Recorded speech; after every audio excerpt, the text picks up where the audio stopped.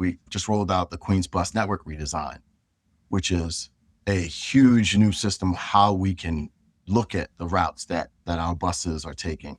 They were still built on the old trolley system from years ago.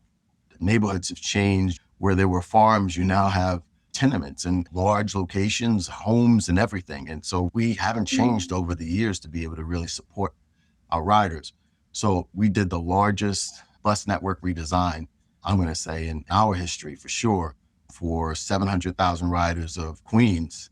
It's a lot of work. I mean, changing their routes so that, you could have more direct routes to connecting points, to subway systems. We created what's called a rush route, where some of our longer lines will have a couple of stops, 5, 6, 7 stops in some of the longer areas, and then come straight into the city.